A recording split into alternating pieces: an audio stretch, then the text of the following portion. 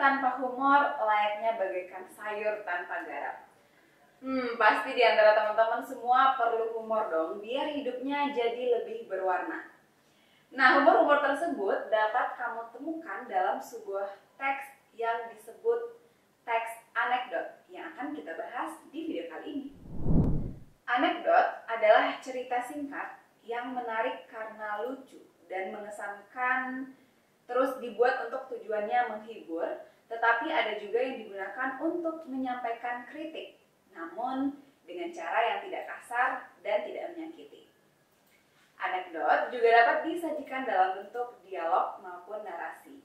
Anekdot umumnya mengangkat cerita tentang tokoh terkenal berdasarkan kejadian yang sebenarnya.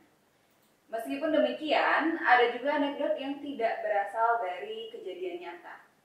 Salah satu tokoh terkenal yang kerap muncul dalam anekdot adalah Bapak Kiai Haji Abdurrahman Wahid atau akrab dipanggil Gus Dur. Nah, sebagai teks yang memiliki fungsi hiburan sekaligus fungsi kritik, tentunya kita perlu memahami cara untuk menentukan makna tersirat pada sebuah teks anekdot, lalu mengkritisi teks anekdot melalui makna tersirat tersebut. Cara untuk dapat menentukan makna tersirat pada sebuah teks anekdot dan juga mengkritisi teks tersebut melalui makna tersirat adalah dengan cara mendata pokok-pokok isi anekdot.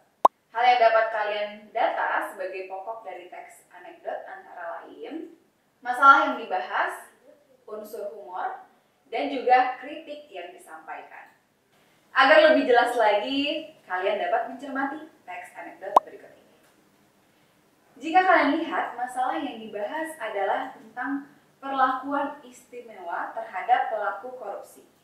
Unsur humor di dalam teks tersebut terdapat pada saat Pak Gendut salah bicara tentang lapas menjadi hotel.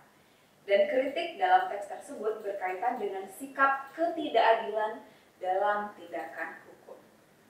Nah, setelah kalian mampu menentukan makna tersirat dan juga mengkritisi teks anekdot berdasarkan makna tersiratnya, teman-teman juga harus mengetahui struktur dan kebahasaan dari sebuah teks anekdot.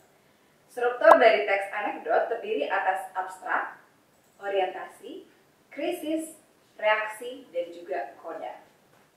Yang pertama, abstrak, yaitu bagian awal teks anekdot yang berfungsi memberikan gambaran tentang isi teks dan bersifat opsional. Yang kedua, ada orientasi, yaitu bagian teks yang menunjukkan latar belakang suatu peristiwa terjadi dan juga apa yang menjadi penyebabnya. Lalu krisis adalah bagian teks yang menunjukkan masalah dan adanya kekonyolan yang mengundang tawa. Kemudian ada reaksi, yaitu bagian teks yang menerangkan cara tokoh dalam menyelesaikan masalah yang timbul di bagian krisis tadi. Dan ini dapat berupa sikap mencela atau menertawakan. Dan yang terakhir ada namanya koda. Ini merupakan bagian akhir dari cerita yang menjelaskan simpulan tentang kejadian yang diceritakan. Oke, Kapia punya contoh teks anekdot yang bisa kita cermati bersama berikut ini. Sama seperti teks lainnya, anekdot memiliki kebahasaan yang khas, yaitu ada kalimat langsung, kata kiasan, kalimat retoris, kalimat imperatif, dan juga kalimat seru. Oke, kita bahas satu persatu. Yang pertama ada kalimat langsung. Kalimat langsung ini digunakan untuk mencerminkan dialog tokoh. Nah, anekdot yang disajikan dalam bentuk dialog. Penggunaan kalimat langsungnya itu sangat dominan. Yang mana contoh kalimat langsung dapat kalian lihat pada kalimat berikut ini.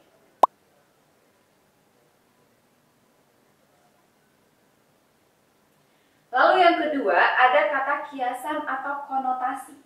Ini merupakan kata yang tidak memiliki makna sebenarnya, yang pada teks anekdot itu umumnya digunakan untuk menyampaikan sindiran dan juga kritikan. Nah, contoh dari kata kiasan dapat kalian lihat pada kalimat berikut ini.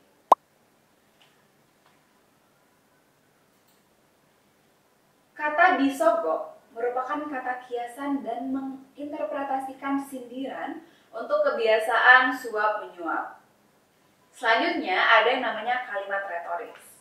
Kalimat ini adalah kalimat pertanyaan yang tidak membutuhkan jawaban. Kalimat retoris dapat juga sebagai kalimat yang mengandung sindiran. Nah, contoh dari kalimat ini adalah sebagai berikut. Teman-teman, kalimat tersebut termasuk kalimat retoris karena tidak membutuhkan jawaban dari pernyataannya. Karena semua pelaku dalam teks sudah tahu jawaban dari pertanyaan tersebut, yaitu pantas. Kemudian kita lanjut, ada namanya kalimat imperatif. Ini merupakan kalimat yang bersifat memberi perintah atau dapat juga berupa peringatan dan larangan. Yuk, cermati contoh kalimat imperatif berikut ini. Kalimat imperatif tersebut mengandung perintah yang berupa adanya larangan. Nah, terakhir ada yang namanya kalimat seru. Kalimat seru biasanya ditandai dengan tanda seru yang bersifat untuk menegaskan atau sebagai ungkapan rasa seseorang, baik rasa secara perasaan manusia atau yang lainnya. Kalian dapat melihat contohnya pada kalimat yang berikut ini.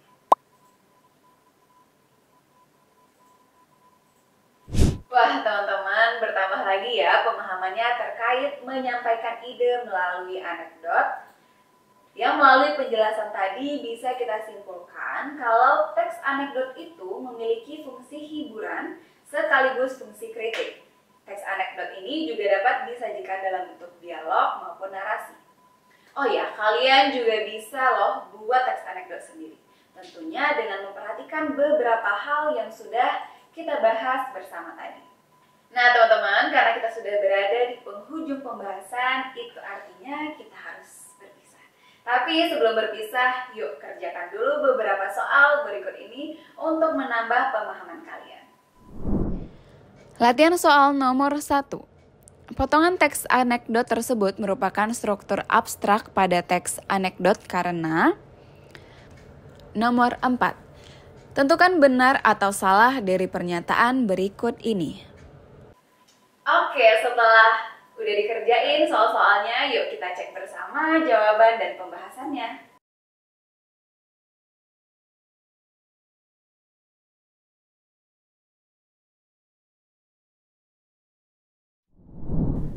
Oke teman-teman, selamat buat kalian yang udah benar menjawab semua soal-soalnya. Yang belum nggak apa-apa, kita belajar lagi karena nggak cuma sampai di sini, Kapia bakalan ngasih materi-materi lainnya yang lebih seru dan menyenangkan. Jadi sampai ketemu di video selanjutnya ya. Bye-bye!